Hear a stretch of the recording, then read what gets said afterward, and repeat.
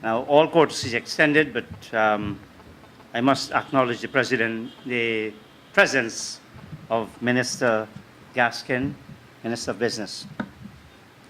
I'd like also to take this opportunity of thanking Mr. Venture and Mr. Khan and their colleagues who, on a visit I made to Wales yesterday, gave me a crash course in understanding the challenges and the implications of Wales Estate. I want to start with an extract from the report of the Commission of Inquiry, dated October 2015. And two bullet points. I wouldn't read the whole thing. It said, Commission has thought it prudent not to make a recommendation on closure of estates at this time. And secondly, the Commission of Inquiry has deemed that a continued state-run GuySuCo in its present form and structure is strategically unacceptable. The COI also, by the same consensus, recognized that it was not in a position to determine the closure of any estates. And that is Volume 1, page 45, penultimate paragraph of the Commission of Inquiry report, which is in 3 parts, and I believe it's all on the internet. Now, following the report of the Commission of Inquiry, which was covered reasonably extensively in the media, there was a statement issued by the government of Guyana, January 2016. In a broad analysis, it said Wales is by far the estate in poorest shape. The details of its performance include, and I think that has been covered already, the state of infrastructure, bridges, cultivation factory, etc. It also said that diverting funds from other estates to keep Wales afloat would seriously jeopardize the future of those estates, and it is impossible to make sugar production at Wales viable. Now, what it did not do, and that is absolutely mind-boggling, and I'm not criticizing the Commission of Inquiry here, but I'm criticizing the government and GuySuCo for their failure to do an impact assessment. We have heard in very dramatic, and we saw in very emotional terms, what the impact of this is going to be. When I visited Wales yesterday, I had a chance to observe the workforce and the community, male, female, Afro, Indo-Guyanese, young, old, and in between, single mothers and parents with several children. What are the alternatives available for them? Nobody's thinking of that. I find that mind-boggling. The significant role of, and the implications for the private cane farmers, their banks, and their suppliers. No consideration of the characteristics of the land.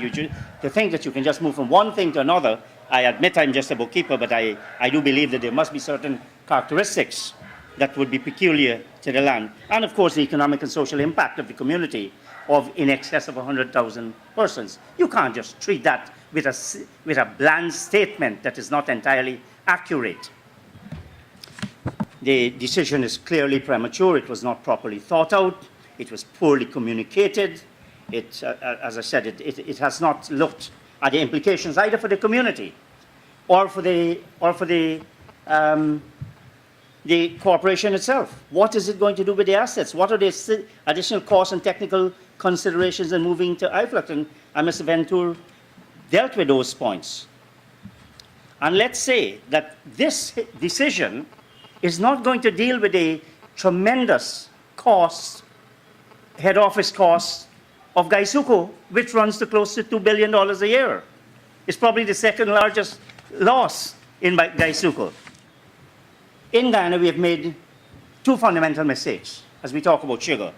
We keep comparing the cost of production in Guyana with the international market price. Now, there is not a country in the world that is not heavily subsidizing. Whether you just go on the internet, whether it's China, whether it's Russia, whether it's Brazil, whether it's India, whether it's America, whether it's European, everywhere, Kenya, everywhere. I could not find an exception. The second thing is this: to treat sugar as you would treat a company focusing on the financial rate of return and ignoring the economic rate of return. And this is recognized on page 21 of Volume 1 of the report of the Commission of Inquiry. And it's disappointing that the section written by Professor Clive Thomas dealt only with the financial return of Wales Estate and GuySuCo rather than the economic considerations. Again, I dealt with that to some extent, to some length, in the paper I presented to the Commission of Inquiry, and I quoted some persons from the World Bank. The statements, addressing the government statements, Wales is by far the estate in the poorest shape. Well, it's a matter of fact, and we've told that has been debunked. That diverting funds from estates to keep Wales afloat would seriously jeopardize the future of those estates. The reality is this: not a single one of the estates is making a profit. So any issue of diverting funds from any one of them to another is clearly mistaken. Now, and let me read what the Commission of Inquiry said, paragraph 5.9, paragraph 514, volume 1. Skeldon was responsible for the decline in GuySuCo's financial position, leading to its present state of insolvency.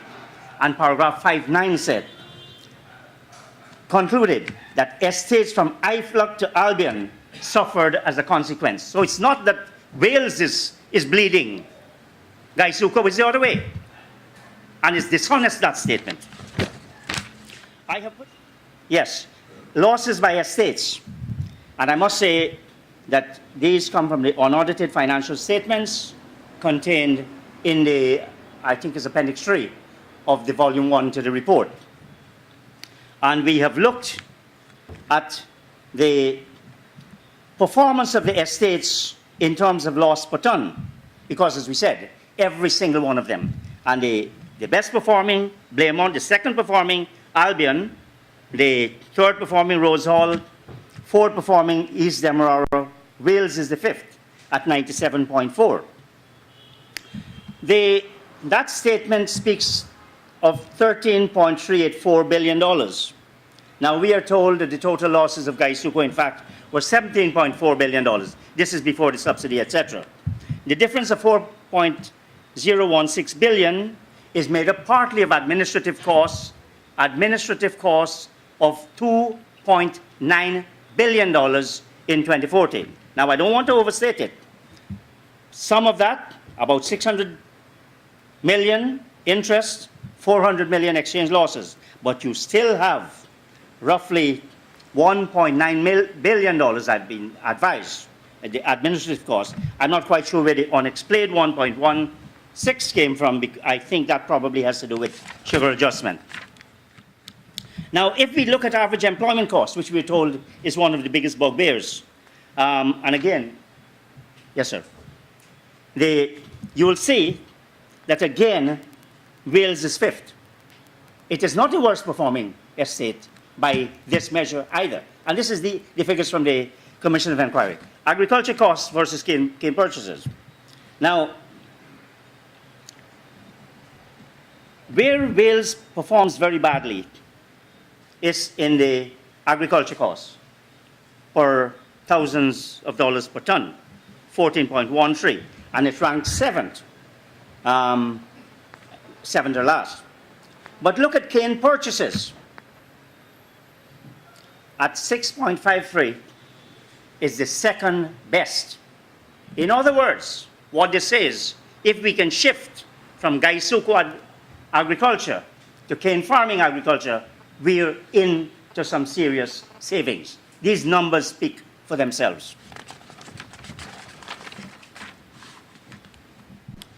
If we take then the agriculture costs and say, look, let the agriculture be done by the farmers, you are saying that I will save roughly $967 million. You still have a big deficit, but that's at least you're on the way to some kind of recovery. Because if you can get over this hump, then you are moving in the right direction. The future. The Commission of Inquiry, the state to divest itself of all assets, activities, and operations currently associated with GuySuCo, and I quote the recommendation on the page. And it says no one package can be recommended that will envelop all of the solutions and remedies. And I want to say that what I'm saying here is just possibilities that can take place. Now, what a company, which clearly was involved in the decision, And I find it a little strange that you had a number of persons from the company were on the Commission of Inquiry, and yet you hear the GuySuCo board voted unanimously for the closure. That one boggles my mind. So no plan has been released by the company, and one option being discussed is to merge the operations and transfer labor and transport cane to IFLUC. Now, even if all the persons could be employed at IFLUC and all these lands are cultivated, funds to do so, factory capacity to deal with them, additional costs to transport the cane will arise. And that will probably address or have adverse implications for the quality of sugar. I don't know. But these are things, surely, that is the kind of consideration that should have been given. I would say that there are a number of options. GuySuCo is really in a bad shape. And all the persons, the Commission of Inquiry report listed all the people from the board, the management, the government, the workers, the unions. Plenty of blame to go around when it comes to GuySuCo. But if we were to choose, given all the factors, all the social and economic implications, then clearly the objective should be to remove losses from GuySuCo and privatize. And I would think that if one divest by lease all estate land to new entity consisting of cane farmers, employees, etc. GuySuCo upgrades its factory by spending, I understand that $2 million US should bring GuySuCo, the rails factory, right up to date. I don't see why that can't be done, and the recovery, the payback time on that investment would be very, very short, and it's obvious. There are issues of the new entity, whether made up of the cane farmers, partly GuySuCo, etc. A whole bunch of permutation and combination we can talk about. But the factory to process the cane, which I think is what is consistent with what Mr. Venture has written to the President of Ghana. There are options available. What kind of structure? Do you have a company incorporated under the Companies Act? Do you have a cooperative society? The cane farming is probably the segment of economic activity in which cooperative societies are most prevalent. And there is some ambiguity. I was checking the law. There is some ambiguity as to what tax concessions a cooperative society gets. It says it's exempt from income tax. But so there is a possibility. Now, having got over that initial, and you save perhaps $1 billion, you cut down that loss very substantially. And there's no reason why the government can't take the $1.9 billion that it said it will put into subsidy this year. Why not try to help to solve the problems of the industry? So having got some kind of stabilization going, this new entity can develop a strategic plan, source financiers, decide which technology and what we're going to do and what we wouldn't do. That's the option available. I must say that it is extremely troubling that GuySuCo and the government do not find it possible to come here and to come in any place and to defend their own report and recommendations that affect over 100,000 people. I think that is completely unacceptable.